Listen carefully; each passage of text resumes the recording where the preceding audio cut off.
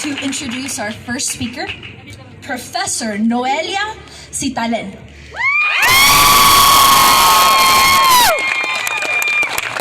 Yes, Noelia.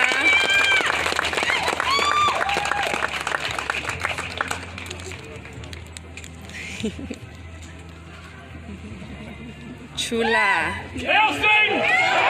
Hail Noelia! Hail Noah!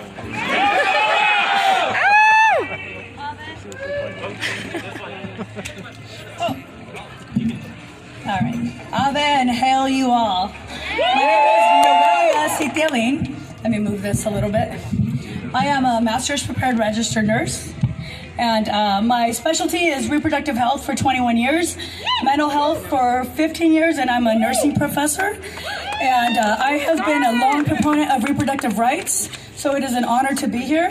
A little bit of my personal story is I'm from Mexican descent, first generation here, so if any of you are familiar with Mexican families, it's pretty normal. You guys here, we love tequila. It's true. We had tequila in my family. So I grew up in an abusive home because of the alcohol. And so when I was faced with an unplanned pregnancy at 17, I was really scared, and I knew that I couldn't talk to my parents, that I had to make a difficult choice out of fear, out of knowing that I probably wouldn't have support, that I would be kicked out of my home. And it wasn't a callous choice. However, I knew that it was the right decision because I also knew that I would continue the cycle of violence in my family.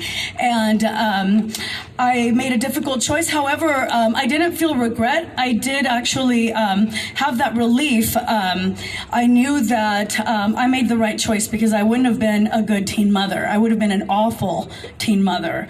And so because of that, I learned from my experience. It wasn't a repetitive choice or a repetitive mistake. I learned from Planned Parenthood how to plan my family. And because of what they provided for me, I felt that I should give back to the community. And so I did. I decided to work for Planned Parenthood. And thank you. I worked for 21 years. And I started my nursing career there. And so with that experience, I also, felt fear of going to work. Like, nobody should be scared to go to work. However, I was sometimes, because we had some protesters. They were aggressive. They were intrusive. They harassed me. I was followed home just for standing up for other people's rights and providing a service that we consider a terrible necessity. We really don't know why people have to go through it. It shouldn't be anybody's business but theirs. But, nevertheless, I got harassed, and so it was scary sometimes. What I did there is I provided a voice for marginalized people. And for teens who, although they're unable to vote, these laws, these draconian rules that are set really affect them. And so I think all of us as adults should be able to provide that voice for them because they're still affected negatively with some of these laws that are being passed. I also cared for pregnant victims of rape, incest, prostitution, human trafficking, and that was awful. They're already going through some trauma, and so then to deal with unplanned pregnancies was even scarier.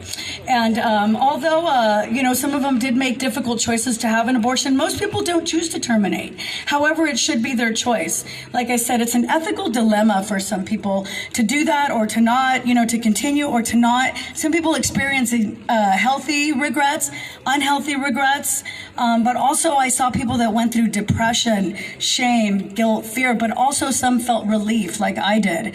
And so no matter what, we should be supportive before and after. Some of the client stories that I heard working for Planned Parenthood was oftentimes, people like the people that we see in the back, hey, hell them too. They, anti-abortion people, they provided one-sided, manipulative scare tactics to get people to continue, even though they're not aware of what their lives are like. Anti-choice people really provoke fear. They look at people like us, when I think we look fierce. I love this sea of black. It's amazing. But they look at people like us and think we're twisted, right? But they drive around in these vans with blood all over them, little fetal parts, you see a hand and this and that. I mean, they're just disgusting. And then they also want to pass laws, which some have passed, where you have to bury the fetus. And I mean, talk about twisted, it's pretty gruesome. And they want to judge us, right? But that's what it's based off of, their judgment of their religion. But what about our religious beliefs, right?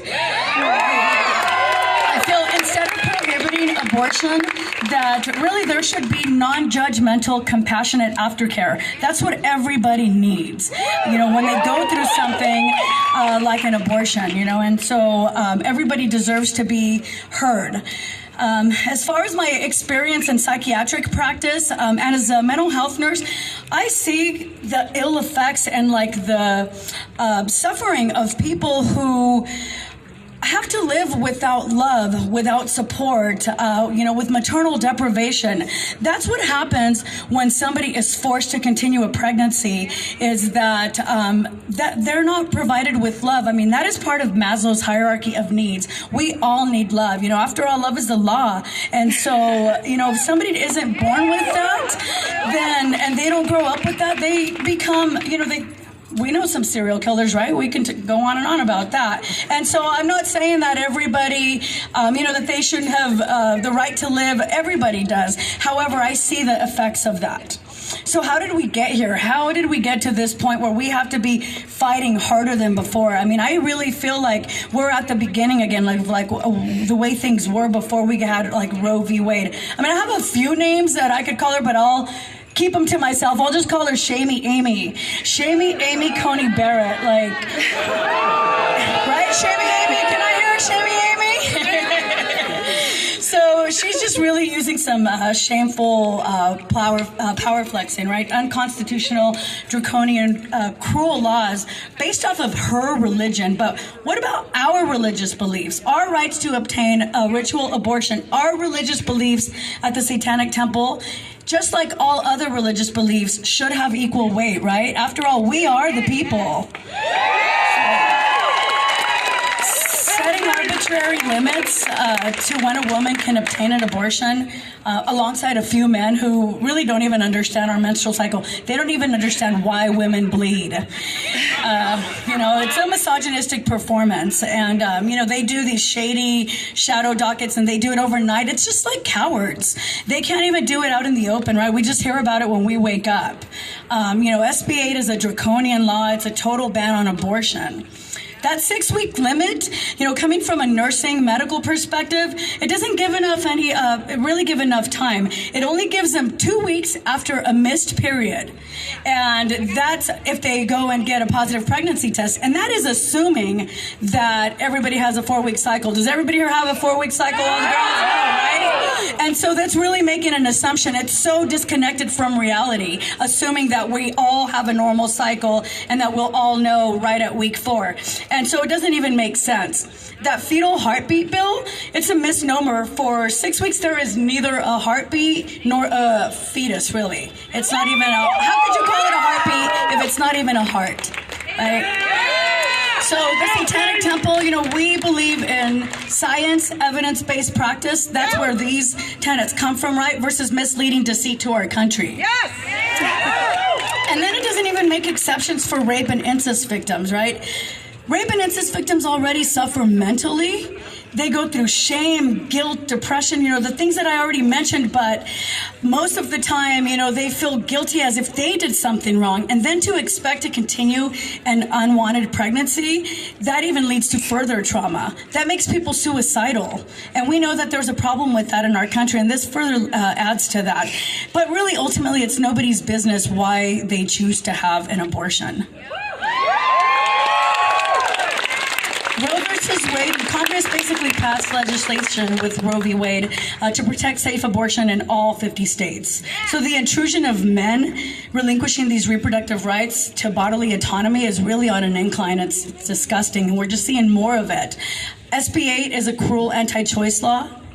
It turns over laws that protect women. It's really taken our country backwards. And it turns our back on pregnant people. It forces people to continue pregnancies against their will. So providing payoffs, they provide that $10,000. It's like a bounty. I live in a town, Bakersfield, California. What's up, Darkside 19th Street homies? And it's like one of the red towns in California. And so we had to listen to a law that they were trying to pass there locally at our meeting for something similar, for reporting people that had abortions, and they would pay $10,000. So this sounded very familiar to me. And so it just goes to show that no state is safe from these types of laws, that every place there's somebody willing to listen to this absurdity. So I want to add that safe abortions save lives. The ramifications of banning safe abortions makes women desperate. Women get sick from attempting unsafe abortions at home. I mean, not only that, we live in a developed country. That shouldn't even be happening. Right? I mean, they should have access no matter what. People get sick and die from doing unsafe abortions. People get depressed. People get so scared because there's all different types of cultures, and not everybody's able to talk to their family, and some people become suicidal. Some people do kill themselves because of not having a choice out of fear of what's going to happen. And then furthermore, having to travel out of state, like from Texas to another state, not everybody has the funds. And this really is against low-income people like blacks, Hispanics. And so this really hurts them because they can't travel.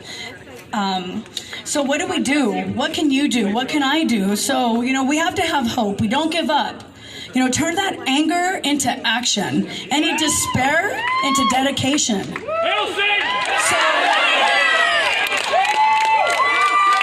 although it really seems right now that our voices are not being heard in this country because it's just a few people that are really going against our beliefs, the majority of the people in this country the majority of us do believe that abortion should be a woman's choice, right? So please don't allow these laws to deter us from voting. Keep voting. Right now, they're presenting the Women's Health Practice Act. Tell your congresspeople to vote for that, please, to pass that. Donate to the Satanic Temple. The Satanic Temple is continuously putting out efforts to fight for women's religious reproductive rights. Also, be a voice. If you have a voice for the most vulnerable among us, right? For women, for youth, for victims of rape and incest, speak out, share, represent. Use your social media for things like this, and get into healthy conversations. Also, what can you do out there? They have like whistleblower sites. Flood them. Call them. They want to give that to us. Let's use their resources against them, right? Let's destigmatize abortion. It's becoming stigmatized again. We promise you the Satanic Temple is not giving up. Remember, Tenet 2, the struggle for justice is an ongoing and necessary pursuit that should prevail over laws and institutions. And Tenet 3, one's body is inviolable, subject to one's own will alone. Next, I present Deborah, our next speaker. Thank you.